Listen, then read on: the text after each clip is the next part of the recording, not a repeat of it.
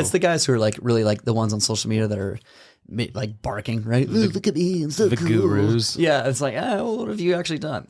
Oh, you did it once? Oh, okay, cool, man. Whatever. Again, that's I'm painting a broad swath of people with a large brush. You're accurate. That's accurate. Yeah. It's case by case, but yeah, for sure, it's a good thing. I mean, so Red Desert Rescue. I mean, what I want to do is bring those type of classes with those type of people to St. George, where people can go in and they can be like, dude, like I want to learn this sort of stuff. With everything that's happening in the world right now, because that's my other hobby, I guess, part-time job. I'm a military intelligence officer in the Utah National Guard. I've been in intel now for 7 years, and that's what I was doing in Arizona. I was at a 1-month military intelligence captain's career course. And a lot of it was, we do talk about current events. We do go inside the skiff, which is like that cool room. You have to leave your phone out and stuff. And we talk about, okay, like what are current global threats and things like that. And right now, like there are a lot of really important things that people like, again, you get caught in your own life, especially in St. George. We live really in a bubble, man. That's amazing. It's pretty cushy. It's so cushy. Yeah. You just go your day to day and not much of the outside world really affects us, even during COVID, right? Like, dude, COVID was pretty quiet here comparatively. I mean, again, you go to New York, it's totally different. Yeah. But offering things like Stop the Bleed classes, helping train other agencies with some of these guys who have gone out and done things. They're kind of on board to come and help out with TECC or TCCC classes. And just kind of helping prep people in the day-to-day. So if something were to occur, like they're like, oh, I remember how to do this. But not only is it applicable to like, one-off black swan event type of scenarios, but like day to day, like I really feel that the most important thing that I teach at Red Desert Rescue, again, outside of fire season, outside of working on the ambulance, I teach at the university, the EMS program, like some of the paramedic students there. But I'm also teaching these Stop the Bleed courses, which you could apply to mountain biking. You can apply to car accidents. I have a friend. Side by sides. We were talking about side by sides. I mean, there's so much outdoor recreation that you could fall on a trail and impale yourself. It happens all the time. And you're like, oh no. Dude, this went side by sides. This just went from a nice casual hike to now I'm bleeding out of my leg and I don't know what to do. Just in the small time that I've worked here in Southern Utah, again, because I've been traveling the past 3 years doing all this other stuff, like one of the most common, like serious traumatic incidents occur from side-by-sides because people come here, they're like, dude, let's go to Mad Moose and rent these machines. Shout out to Mad Moose. Yeah, Mad Moose. Did you see that one that caught on fire yesterday? No. I didn't. It had some I always miss the good stuff. It had extra gas tanks on it. No. Yeah, I don't know if it was a rental or whatever, but there were some videos of it. Not for Mad Moose. I'm not sure. They've got some good probably make sure not Mad Moose. It wasn't the fault of the side by side itself. It just caught fire. Just one. No, it flipped. It flipped, and that thing. Okay, that's where I'm going. Is one of the most common things is side by sides flip. People have They're their not arm buckled in. outside of the window. And it gets meat markered, right? I shouldn't use that term. Meat. Yeah, you're going fast. It gets caught outside underneath the machine, and yeah, like it meat markers the pavement. Well, didn't Jordan roll his side by side? Jordan Hess, and he broke his leg. That's crazy. Dude. It happens just all the time. I had a friend, and we're not talking like raging side by sides. It's not like they're it's some extreme trail that they're out there and then it hits a jump and rolls. No, we're talking about like it just happens. It just gets off on an angle going up a hill, and that was it. I have a friend who just lost his arm on one because that's what happened. He lost his arm? He lost his arm. It was right outside the window. I mean, he's a young kid. Keep your hands and arms inside the vehicle at all times. Seems I think normal reaction though, like you put your arm it's human reaction. That's exactly what it is. Like I'm going to stop this, and it doesn't work. Like that, or it happens so fast you just don't know. You just don't know. And that in that case, right? Like, what's going to be the thing that kills somebody first? It's extremity hemorrhage or like bleeding out. Like, and that's why, like, hey, have tourniquets. Know how to use it. How to stop the bleed. Uncontrolled extremity hemorrhage is one of the leading preventable deaths from trauma in the U.S. And it's like, man, it's not hard to carry a tourniquet around. There's a company up north near Salt Lake City that make everyday carry tourniquets. And dude, they're so small. They're about this big. In fact, I have one in my truck. I should have brought it in.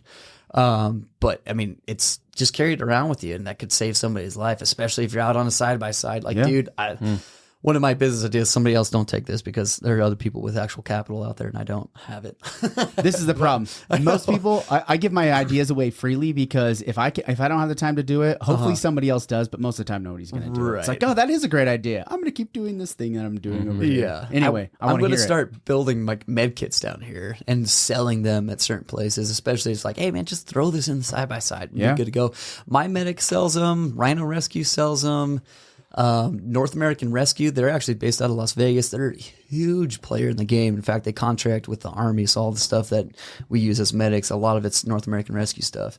It's not hard to go on Amazon and just buy a med kit and have it with you. But if you don't know what you're doing with it, right? Like, I mean, that's the other side of the flip coin. You got to invest a little bit in your education.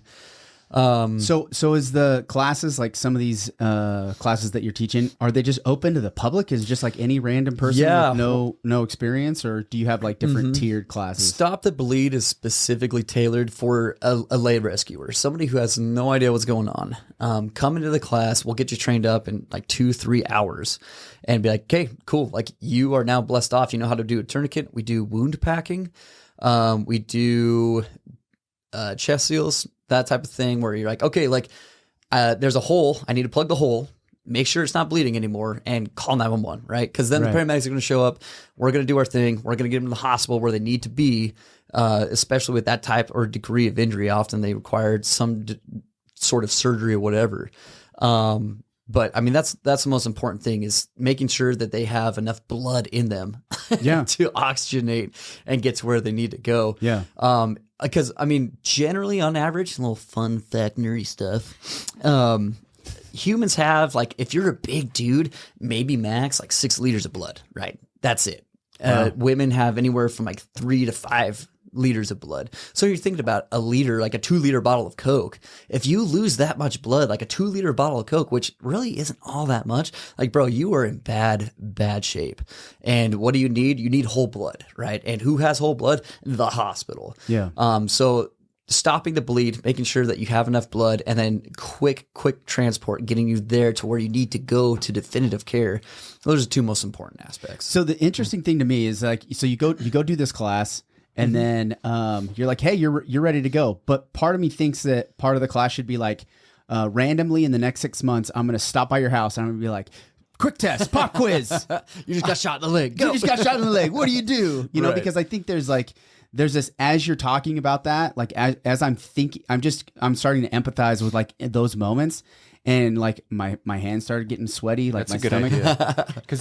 Because it's a lot of it's a mental thing too. A lot of it is like you can know you could go to a class and you could kind of know the basics, but how long before you're like, wait, what do I do? I forgot the steps. You know what I mean? There's a term for that. So it's stress inoculation, right? And what they found in studies is that you're going to rely on your training. Like when your brain starts to shut down because you've got a dump of adrenaline, you're going to rely on muscle memory. And that's why you train, because you're like, oh, I watched a YouTube video on it once, but you've never done it. Like getting that hands-on creates neural pathways in your brain of like, oh, am I allowed to swear on here? Sure. Okay, shit just hit the fan. No, sorry. Mallory, edit that out, please.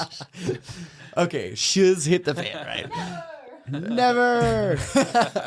What are you gonna do? But if you've done it and you're like, I don't have time to think, I just have to do it. Yeah. That's why you come to a class and we put hands on. Yeah. And like the class is good, man.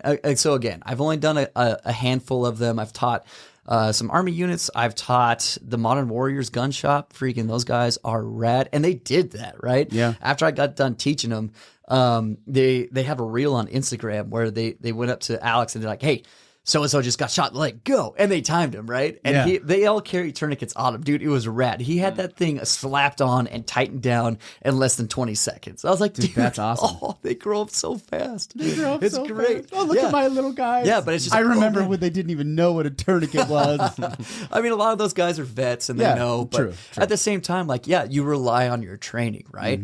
And that's why, again, like, I'm so stoked that people have an interest and want to come, because you never know, man. Like, look at the events that have been happening currently, like just recently. Look at Uvalde. Super small town, dude. And we have all these shooters, like all these I think parades. about this all the time. I think about this all the time. Right? Like St. George is not immune It's to not. whether it's a mass shooting or something along those lines, but just disasters of a whole myriad of things could happen. We're not immune to it. We have all this false sense of security, in my opinion, because it's so good here. And it's just like, dude, like, are you guys actually prepped for this? Are you ready for this? I mean, dude, look at Stagecoach, right? People drove down to Vegas back in 2018. Stephen Paddock freaking opened fire on that crowd.